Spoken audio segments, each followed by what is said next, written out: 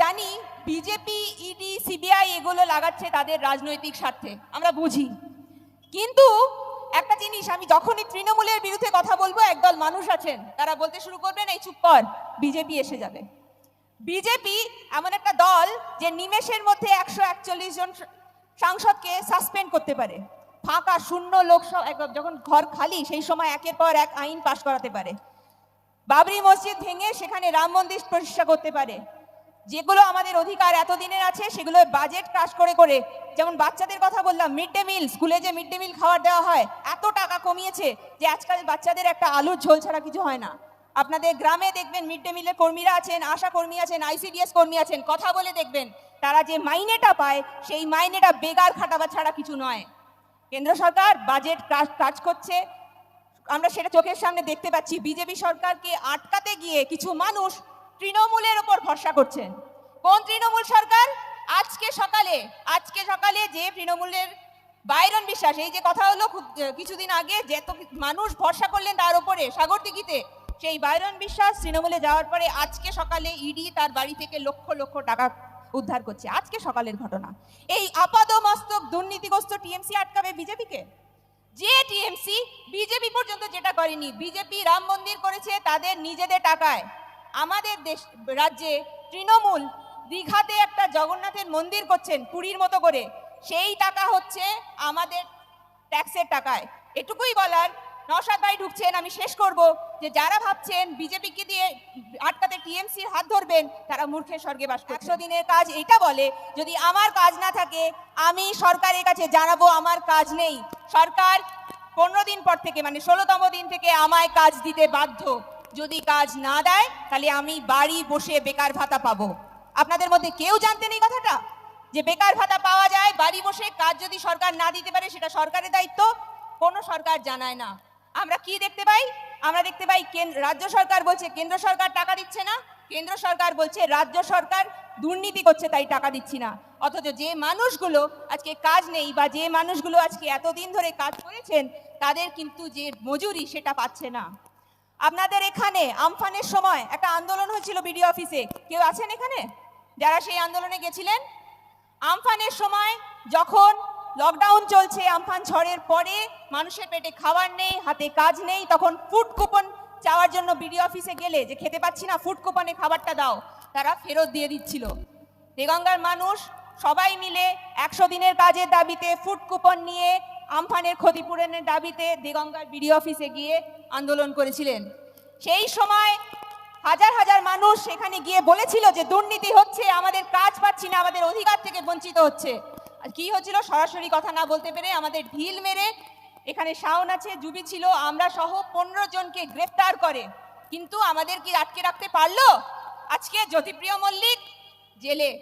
সমস্ত কিছু রেশন কেলেঙ্কারি, সেই সময় যে আমরা দাবি করেছিলাম যে রেশন কেলেঙ্কারি হচ্ছে, মানুষের জন্য যে খাবার, মানুষ কিন্তু সেই খাবার পাচ্ছেন না, সেই কথা তখন সরকার কানে তোলেনি, আমাদের উল্টে জেলে পড়েছিল। এখন সেই জ্যোতিপ্রিয় মল্লিক জেলে। এমন একটা সময় ইন্ডিয়ান সেকুলার ফ্রন্ট এই রক্তদান মহা উৎসব অর্গানাইজ করে চলেছে, যখন রাজ্যে রক্তের হাহাকার। রাজ্য সরকার রক্তের মতো এরকম একটা এসেনশিয়াল সার্ভিসকে পূরণ করতে পারছে না। সেই কারণেই আজকে ইন্ডিয়ান সেকুলার ফ্রন্টকে টানা, এই আজকে 8তম দিন, টানা 10 দিন ধরে এই রক্তদান মহা উৎসব চলবে, সেইটা অর্গানাইজ করে যেতে হচ্ছে। আইএসএফ যখন রাজ্যে দেখছে রক্তের হাহাকার, তখন যখন রক্তদান শিবিরগুলো অর্গানাইজ করছে, তখন কিন্তু সে রাজনীতি করছে না। সে পরিষ্কারভাবে জানিয়ে দিচ্ছে যে আমি কোনো দল দেখছি না, আমি কোন মানুষ কোন ধর্মের দেখছি না, আমি মানুষ হিসেবে মানুষকে রক্ত দিচ্ছি।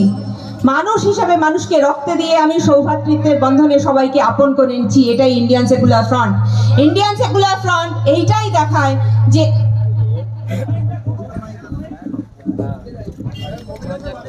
ইন্ডিয়ান সেকুলার ফ্রন্ট এটাই দেখায় যে যে সামান্য ক্ষমতাটুকু তারা পেয়েছে, সেই ক্ষমতার শেষ বিন্দু পর্যন্ত তারা মানুষের সেবায় তাদের ক্ষমতাকে নিয়োজিত করছে।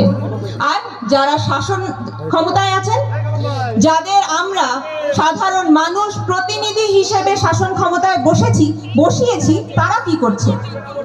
আমরা যদি দেখি একটা রিসেন্ট রিপোর্টের কথা 3 দিন আগে বেরিয়েছে জনসংঘ, তারা এই জিনিসটা রিপোর্টটা দিয়েছেন, সেখানে বলছে যে আমার দেশে 5 জনের মধ্যে প্রতি 5 জনের মধ্যে 4 জন অপুষ্টিতে ভুগছে। মানে আমরা আজকে যেখানে আছি, এখানে আমরা যারা আছি প্রত্যেক 5 জনের মধ্যে 4 জন অপুষ্টিতে ভুগছি।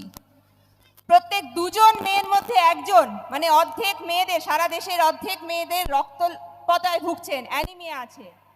প্রতি 3 জন শিশুর 1 জন খেতে না পেয়ে, পুষ্টি না পেয়ে তারা উচ্চতায় বাড়ছে না।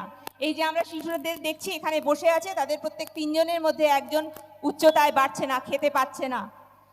সারা দেশে 100 জনের মধ্যে 20 জন পুষ্টির অভাবে আছেন।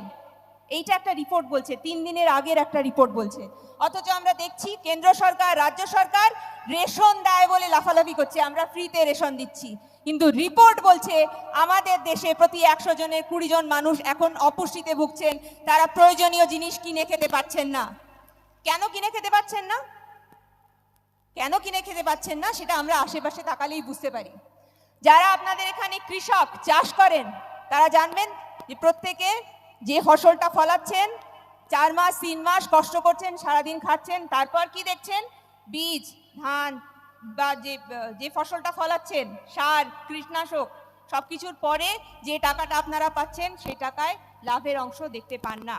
যারা শ্রমিক, যারা কারখানায় কাজ করেন বা কোনো কন্ট্রাক্টরের আন্ডারে কাজ করেন, তাদের আমরা কি দেখতে পাচ্ছি? তাদের আমরা দেখতে পাচ্ছি যে দিনে 8 ঘন্টার বদলে তাদের 14 ঘন্টা খাটাবার বিল আসছে। তাদের যেটুকু ন্যূনতম সুরক্ষা ছিল সেটুকু তাদের কাছ থেকে কেড়ে নেওয়ার চেষ্টা করা হচ্ছে আজকের এই পরিস্থিতি। আর যে মানুষটার কোনো কাজ নেই, যে মানুষটা কাজ খুঁজে পাচ্ছেন না, তাকে কাজ দেওয়ার দায়িত্ব কিন্তু রাষ্ট্রের, সরকারের। 100 দিনের কাজ, 100 দিনের কাজ কি বলে? 100 দিনের কাজ এটা বলে, যদি আমার কাজ না থাকে আমি সরকারের কাছে জানাবো আমার কাজ নেই, সরকার 15 দিন পর থেকে মানে 16তম দিন থেকে আমায় কাজ দিতে বাধ্য। যদি কাজ না দেয় তাহলে আমি বাড়ি বসে বেকার ভাতা পাবো। আপনাদের মধ্যে কেউ জানতেন এই কথাটা যে বেকার ভাতা পাওয়া যায় বাড়ি বসে? কাজ যদি সরকার না দিতে পারে সেটা সরকারের দায়িত্ব, কোনো সরকার জানায় না। আমরা কি দেখতে পাই?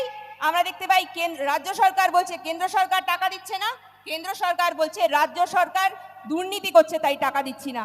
অথচ যে মানুষগুলো আজকে কাজ নেই বা যে মানুষগুলো আজকে এতদিন ধরে কাজ করেছেন তাদের কিন্তু যে মজুরি সেটা পাচ্ছে না। আপনাদের এখানে আমফানের সময় একটা আন্দোলন হয়েছিল বিডিও অফিসে, কেউ আছেন এখানে যারা সেই আন্দোলনে গেছিলেন? আমফানের সময় যখন লকডাউন চলছে, আমফান ঝড়ের পরে মানুষের পেটে খাবার নেই, হাতে কাজ নেই, তখন ফুড কুপন চাওয়ার জন্য বিডিও অফিসে গেলে যে খেতে পাচ্ছি না, ফুড কুপনে খাবারটা দাও, তারা ফেরত দিয়ে দিচ্ছিল। দেগঙ্গার মানুষ সবাই মিলে 100 দিনের কাজের দাবিতে, ফুড কুপন নিয়ে, আমফানের ক্ষতিপূরণের দাবিতে দেগঙ্গার বিডিও অফিসে গিয়ে আন্দোলন করেছিলেন। সেই সময় হাজার হাজার মানুষ সেখানে গিয়ে বলেছিল যে দুর্নীতি হচ্ছে, আমাদের কাজ পাচ্ছি না, আমাদের অধিকার থেকে বঞ্চিত হচ্ছে। আর কি হচ্ছিল? সরাসরি কথা না বলতে পেরে আমাদের ঢিল মেরে, এখানে শাওন আছে, জুবি ছিল, আমরা সহ 15 জনকে গ্রেফতার করে। কিন্তু আমাদের কি আটকে রাখতে পারলো? আজকে জ্যোতিপ্রিয় মল্লিক জেলে, সমস্ত কিছু রেশন কেলেঙ্কারি। সেই সময় যে আমরা দাবি করেছিলাম যে রেশন কেলেঙ্কারি হচ্ছে, মানুষের জন্য যে খাবার, মানুষ কিন্তু সেই খাবার পাচ্ছেন না, সেই কথা তখন সরকার কানে তোলেনি, আমাদের উল্টে জেলে পড়েছিল। এখন সেই জ্যোতিপ্রিয় মল্লিক জেলে। এটাও ঠিক যে আমরা জানি বিজেপি, ইডি, সিবিআই এগুলো লাগাচ্ছে তাদের রাজনৈতিক স্বার্থে, আমরা বুঝি। কিন্তু একটা জিনিস, আমি যখনই তৃণমূলের বিরুদ্ধে কথা বলবো একদল মানুষ আছেন তারা বলতে শুরু করবেন এই চুপ কর, বিজেপি এসে যাবে। বিজেপি এমন একটা দল যে নিমেষের মধ্যে 141 জন সাংসদকে সাসপেন্ড করতে পারে। ফাঁকা শূন্য লোকসভা যখন ঘর খালি সেই সময় একের পর এক আইন পাশ করাতে পারে। বাবরি মসজিদ ভেঙে সেখানে রাম মন্দির প্রতিষ্ঠা করতে পারে। যেগুলো আমাদের অধিকার এতদিনের আছে সেগুলো বাজেট ক্রাশ করে করে, যেমন বাচ্চাদের কথা বললাম, মিড ডে মিল, স্কুলে যে মিড ডে মিল খাবার দেওয়া হয় এত টাকা কমিয়েছে যে আজকাল বাচ্চাদের একটা আলুর ঝোল ছাড়া কিছু হয় না।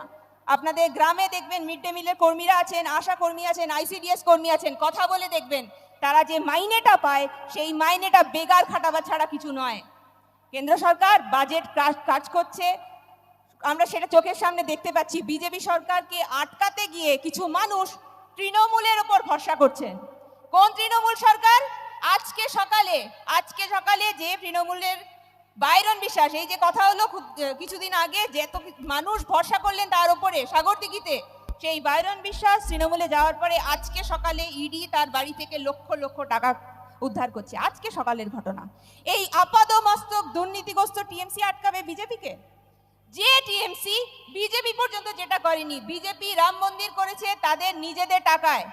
আমাদের দেশ রাজ্যে তৃণমূল দীঘাতে একটা জগন্নাথের মন্দির করছেন পুরীর মতো করে, সেই টাকা হচ্ছে আমাদের ট্যাক্সের টাকায়। এটুকুই বলার।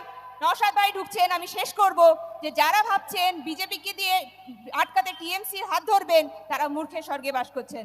ধন্যবাদ।